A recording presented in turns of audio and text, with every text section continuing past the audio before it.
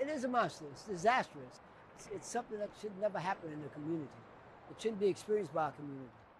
From his funeral home, Louis Charbonnet's witnessed the death of somewhere that was once the beating heart of New Orleans. In the past 60 years, this elevated thoroughfare wiped out a major centre of African-American culture, commerce and heritage. Still surviving, buried under the freeway, lies his centuries-old company. We've been here first. We've been here since 1883. The monster came along in the 60s, the late 60s. But it's had a detrimental effect on my business because people are reluctant to come in this neighborhood. They think that the interstate is a crime-infested area. Its construction at the time destroyed hundreds of homes and black-owned businesses, transforming a thriving, vibrant hub of inner-city life into this. What residents tell us is a noisy, decrepit, unsafe and unhealthy underworld. I think it's a crime to allow people to continue to live in these conditions when we can do better.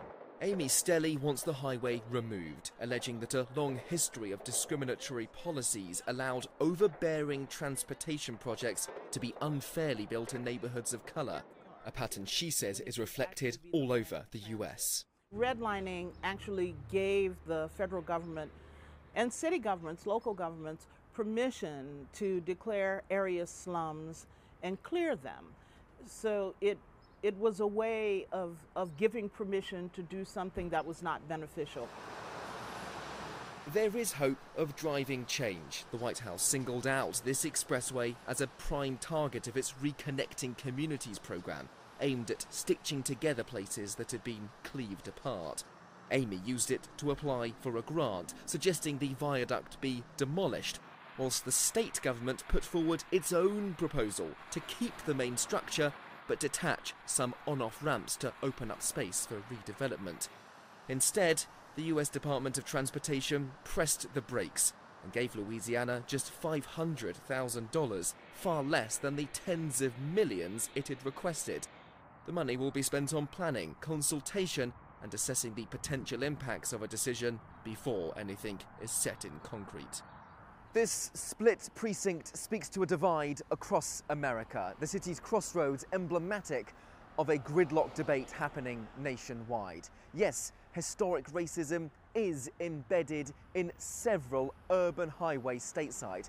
However, tearing down what tore neighbourhoods apart could lead to even more disruption and displacement. That's an argument presented by most politicians here who support the state's $95 million plan, not as expensive and complex as a full removal, which could cost more than $500 million. Think about where that bridge is going and where it takes you to. Sean Wilson ran for governor of Louisiana last year. He's sympathetic to calls to dismantle the road, but urges people to be pragmatic. Redirecting up to 130,000 vehicles per day, he claims, is simply not feasible. It's not practical, it's not a real solution, and even when you do that, you're creating implications that are going to have other ramifications for traveling through that corridor to begin with. The concern I have with just removing it is that you're going to do more harm elsewhere. Doesn't do anything for those families 50 years ago, I get that. But you don't necessarily have to do more harm. Leaving it up, though, won't be cheap either. The cost to repair and maintain crumbling infrastructure from generations past will also run into hundreds of millions of dollars in the next few decades. Some, like Louis, can't afford to wait that long. I'll be 85 in 2 months. And I hope on my 86th birthday, before my 86th birthday, I can celebrate this bridge being gone.